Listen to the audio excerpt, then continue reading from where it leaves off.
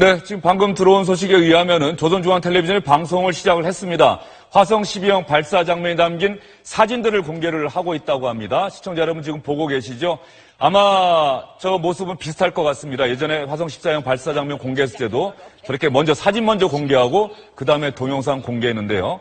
화성 12형 탄도미사일이 이동식 차량에 담겨서 이동하는 장면, 그리고 발사 직전 모습이고요. 이 장소가 중요합니다. 평양 외곽에 있는 평양의 관문이라고 할 수 있는 평양 순환 비행장에서 어제 화성 12형 탄도미사일 발사했습니다.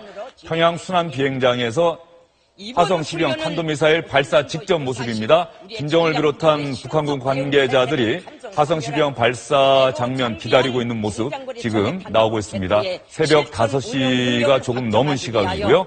이제 발사 준비를 모두 갖추고 화성 12형 탄도미사일이 발사대에 완전히 자리를 갖춘 모습 화면에 나오고 있습니다. 우리 국가의 수도에서 첫 발사 훈련을 진행하게 된 화성 포병들의 가슴은 이름할 수 없는 전투적 열광으로 세차게 높뛰고 있었습니다. 경의하는 최고령도자 동지께서는 이른 새벽 짙은 어둠 속을 헤치시며 발사장에 도착하시어 화성 12형 로켓 발사대를 신속히 기동 전개하고 발사 준비를 하는 화성 포병들의 화력복무 동작을 지켜보시면서 민첩하면서도 정확하게 잘한다고 치하하셨습니다. 경의하는 최고령도자 동지께서는 이어 중장거리 전략탄도 로켓 발사 계획과 설정된 비행 궤도, 목표 수역 등을 구체적으로 요약하시고 발사 명령을 하달하셨습니다. 자, 동영상이 이제 나갈 것 같습니다.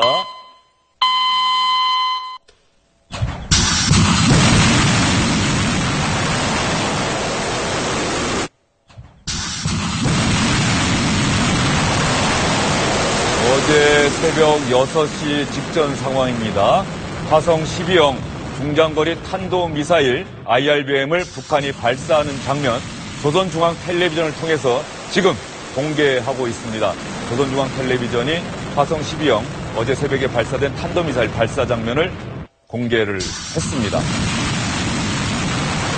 대응과 함께 화성 12형 탄도미사일이 공중을 향해서 치솟아 오르고 있는 모습입니다. 사실 처음 본 모습도 아니고요. 이제 여러 차례 ICBM도 발사하고 여러 차례 봤는데 북한의 도발은 계속되고 있습니다. 이런 북한의 도발 행위, 그 의도가 무엇인지, 그리고 김정은이 앞으로도 태평양을 향한 발사 훈련을 계속하라고 지시하면서도 미국의 언동을 주시하겠다고 말한 그 의도는 무엇인지 우리 정부가 잘 분석해서 대응을 잘 해야 될 것 같습니다. 화성 12형 탄도미사일 발사돼서 공중을 향해서 오르고 이제는 하얀 빛만이 어슴푸레 보이는 모습입니다.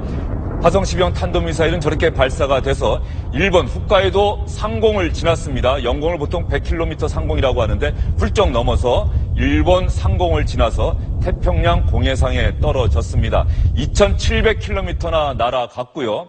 대기권 재진입 기술을 확보했는지 성공했는지 여부에 대해서는 아직 우리 군 당국은 판단을 유보하고 있는 상황입니다.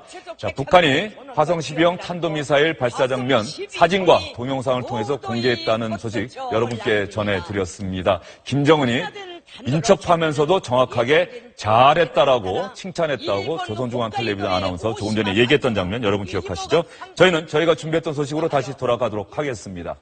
이번 소식 시청자 여러분 들으시면은 참 마음이 아프고 또다시 화가 나고 어떻게 세상에 이런 일이 있을 수가 있을까? 어떻게 저 어린 나이에 저런 끔찍한 일들을 할 수가 있을까? 이런 생각 하시게 될 겁니다. 인천 초등학생 살인사건 어제 결심 공판 있었습니다. 검찰이 직접 살인을 저지른 김양에게는 징역 20년, 범행을 지시한 박양에게는 무기징역을 구형했습니다. 그동안 보통 박양은 공범으로 불려왔는데 재판 과정에서 검찰이 공범이 아니라 같은 살인 혐의를 적용했습니다. 그래서 주영진의 뉴스브리핑에서는 주범, 공범이라는 표현보다는 김양, 박양 이런 표현을 쓰도록 하겠습니다. 미성년자에게 이런 중형이 구형된 것은 대단히 이례적인 일입니다. 어제 법정 안에서 직접 결심공판 현장을 취재한 시민사회부 원종진 기자와 함께 어제 재판 이야기 자세히 나눠보도록 하겠습니다. 먼저 원종진 기자에게 좀 질문을 해야 될 것 같아요. 김양이 증인으로 출석을 해서 박양의 범행 지시와 관련해서 이런저런 이야기를 했다. 상당히 그래서 어제 재판이 좀 길어지지 않았습니까?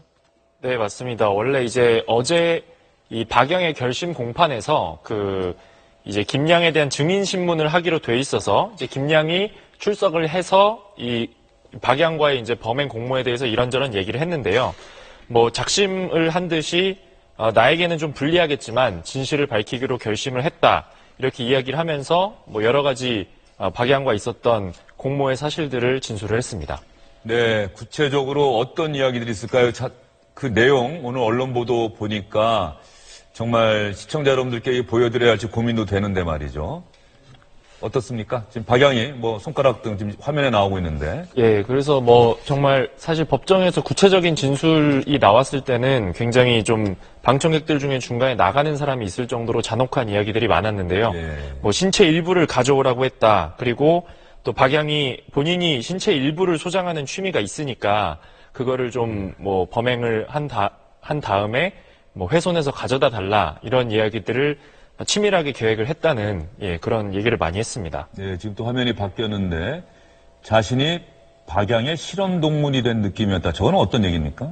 예, 그래서 이제 검사가 이 박양과 이제 사전에 범행을 공모할 때 뭐 어떤 느낌을 받았냐 이렇게 김양한테 질문을 했는데 이제 박양이 여러 가지 뭐 요구를 하고 잔인한 이야기를 하고 이렇게 하니까 김양은 내가 마치 박양과 대화를 할 때 박양의 어떤 실험 대상, 실험 동물이 된 느낌이었다. 이렇게 본인의 심정을 진술한 겁니다. 그런데 이 살인 행위를 직접 했던 김양이 그동안 박양에 대해서는 이런 얘기를 안 하지 않았습니까? 그런데 마지막 결심 공판에 가서 갑자기 태도를 바꿔서 사실은 박양이 이런 사람이고 이런 얘기 했어요라고 태도를 바꾼 이유에 대해서 뭐라고 얘기를 했습니까? 예, 사실은 뭐 박양이 시켰다고 얘기를 한 게 이번이 아주 처음은 아니고요.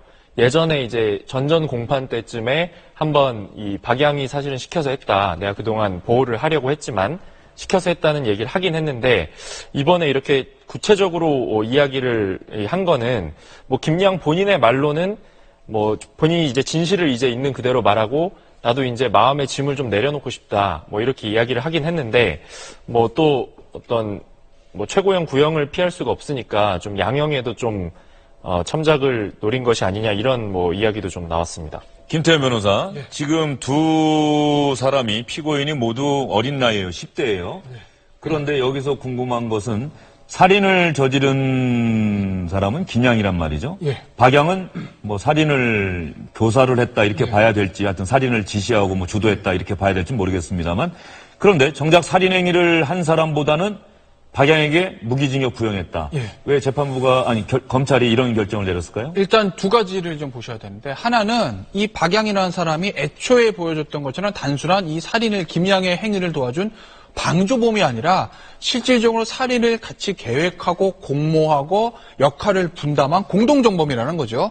그렇기 때문에 김양과 박양의 기본적인 형량은 똑같이 갈 수밖에 없습니다. 그건 검찰도 그렇게 본 건데 문제는 나이의 차이가 있었던 겁니다.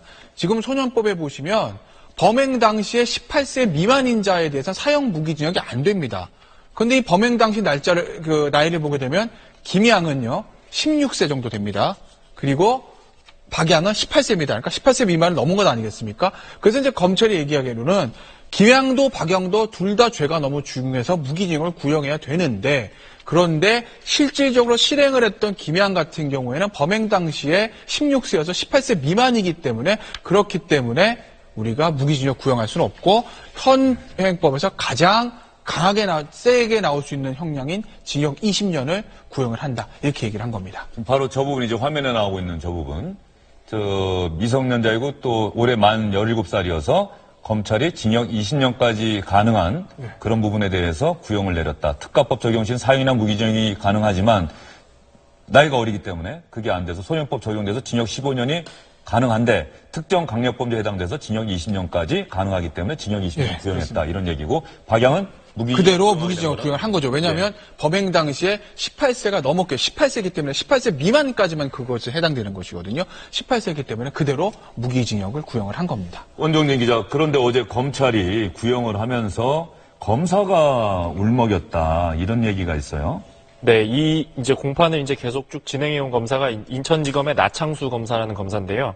이제 1년에 이제 공판이 쭉 진행이 되고 또 수사를 계속 뭐 해오고 이러는 과정에서 충격적인 진술도 많이 나오고 뭐 반전도 거듭하고 이런 일들이 많았는데 이제 어제 결심을 하다 보니까 이 구형문을 읽으면서 좀 감정이 약간 복받친 듯한 그런 이제 모습도 보였습니다. 그래서 뭐 아이가 그렇게 죽으면 부모의 삶도 함께 죽는 것이다. 이런 이 부분을 낭독을 할 때 이 나창수 검사가 잠시 목소리가 떨리면서 울먹이면서 이제 그 페이지를 좀 읽지 못하는 그런 모습도 보였습니다.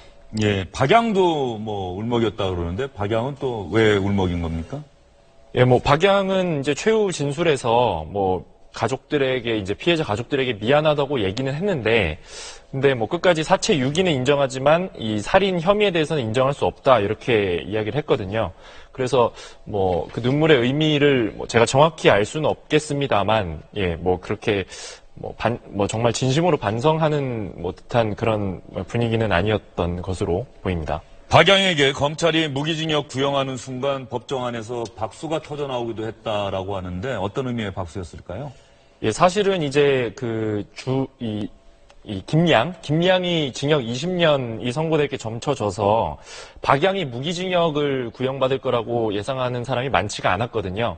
그랬는데 이제 검찰이 무기징역을 구형을 하자 이제 방청석에서 굉장히 큰 박수가 터져 나왔고 뭐 좀 제지가 필요할 정도로 그래서 좀 뭐 어떻게 보면 좀 뭐 정의를 실현한 그런 결정이 아니냐 이런 반응을 보인 사람들도 있었습니다. 예. 원정진 기자가 이번 사건 재판 과정을 계속해서 취재를 하고 있는데 재판 지켜보면서 그 부모가 증인으로 나와서 또 증언도 하지 않았습니까? 네. 이 재판 지켜보면서 기자로서 어떤 느낌이 들었습니까?